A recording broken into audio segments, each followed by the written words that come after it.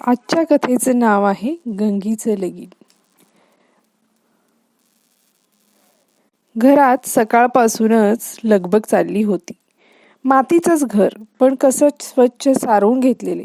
केर वारे काढले, घर झाडून पुसून साफ केले.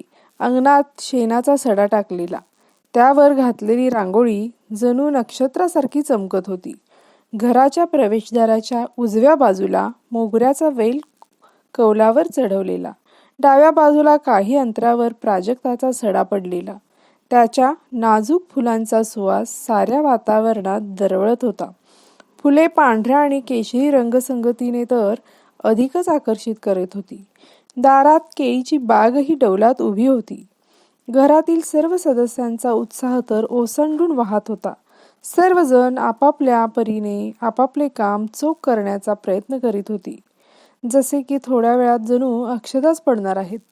गंगी एक गुणी सोज्वळ मुलगी, 5-5.5 फूट उंची, गोरा वर्ण, लांब सडक थोडेसे पिंगट केस, डोक्याच्या बरोबर मधून मोत्यासारखा भांग, पाठीवर रुळणारी जाडसर वेणी, मध्यम बांधा, गोल चेहरा, काळेभोर डोळे, किंचित बसके पण तरतरीत नाक, दोन्ही भुवयांच्या मध्ये लाल गंध, प्रसन्न चेहरा, नाकात चमकी, कानात गोल सोन्याच्या रिंगा.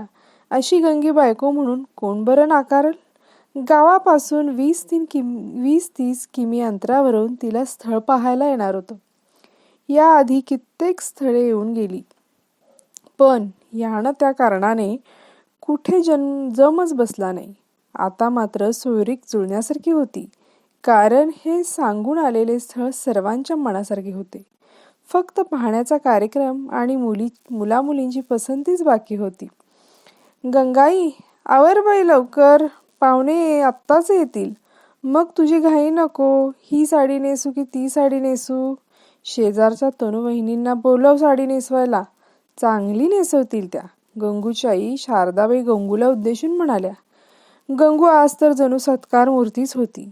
आज कोणती साडी नेसायची, केशरचना कशी करायची, दागिने कोणते घालायचे, जी चूक मागच्या वेळी पाहुणे आले तेव्हा केली ती आता नाही करायची, सगळ्या प्रश्नांची व्यवस्थित उत्तरे द्यायची, असे ती मनाला वरचेवर बजावत होती. तिने आपल्या मीना नावाच्या जवळच्या मैत्रिणीलाही मदतीसाठी बोलवून घेतले होते. मीना, इकडे बघ तरी कोणता रंग चांगला दिसेल माझ्यावर, गंगू म्हणाली. अगं, तो मोरपंखी रंग तुला खुलून दिसेल, शिवाय त्या साडीचे काठही नाजूक आहेत, मीना म्हणाली. बरोबर, तीच नेसते. आणि हे बघ, कानातले आणि गळ्यातले कोणते घालू ते सांग. अशा पद्धतीने दोघींचं संभाषण सुरू होतं. इकडे स्वयंपाकघरात शारदाबाईंची लगबग सुरू होती. मदतीला अनेक हात होतेच. पोहे भिजवणे, कांदा चिरणे, कोथिंबीर निवडणे अशी कामे सुरू होती. कमला, तू पोहे कर, तुझे पोहे चांगले होतात. मी चहाची तयारी करते. कप, प्लेटा, ट्रे हे सर्व मी काढून ठेवते, शारदाबाई कमलाला म्हणाल्या. इकडे सदाकाका म्हणजे गंगीचे वडील बैठक व्यवस्थेची तयारी करत होते.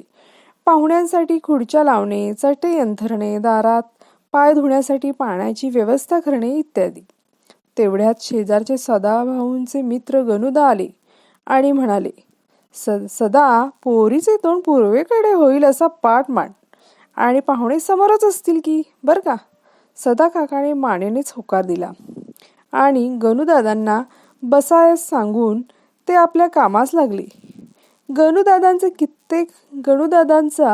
कित्येकांचे लग्न जमवण्याचा अनुभव दांडगा होता, म्हणून त्यांनीच आग्रहाने आपल्या परममित्राला बोलावले होते.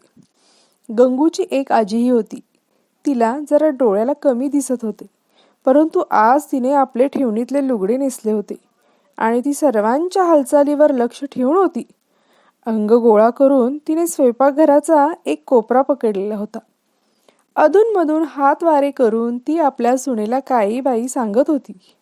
इकडे गंगू छान साडी नेसून तयार झाली होती. तिला मदतीसाठी तनू वहिनी होत्याच.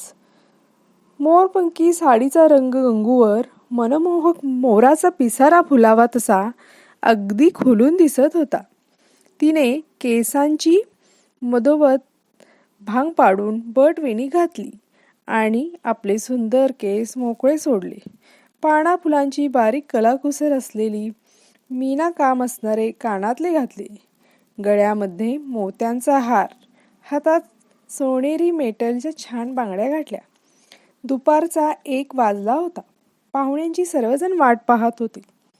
पाहुणे अगदी तोलामोलाचे होते. घरची 4 एकर बागायत जमीन, ती कसण्यासाठी गडी माणसं, घरात मदत करण्यासाठी एक पुतळा नावाची आजीही होती. यावर्षी घराचे बांधकामही नवीन झाले होते. 2 भावांसाठी होईल असे घर टोलेजंग झाले होते. मुलाला एक विवाहित बहीण असून तीही नांदत्या घरी सुखी होती. पाहायला येणारा मुलगाही सरकारी शाळेत मास्तर होता. इतक्यात दारात गाडीचा आवाज आला.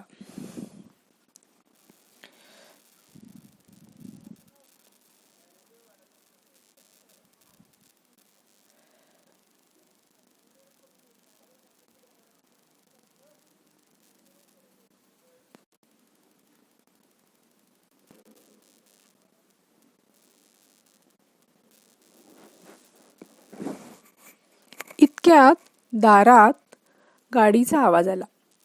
4 चाकी गाडीतून बरेचसे पाहुणे आले होते. त्यामध्ये काही स्त्रिया, लहान मुलेही होती. गंगूचा भाऊ सागर हा लगबगीने पुढे जाऊन पाहुण्यांना पाय धुण्यास सांगत होता. एक एक करून सर्व पाहुणे आत आले आणि स्थानापन्न झाले. तेवढ्यात शारदाबाईंनी सागरला खुणेने स्वयंपाकघरात बोलवले. पाहुण्यांना पिण्यास पाणी देण्यासाठी सांगितले. तोपर्यंत इकडे चहाचे कपही तयार झाले. सर्वांचे चहापान झाल्यानंतर पाहुण्यातलेच एक ज्येष्ठ म्हणाले, "हा, आता येऊ दे मुलगी." सर्वांनीच मानेने होकार दिला. इकडे आतल्या खोलीमध्ये गंगू सावध झाली.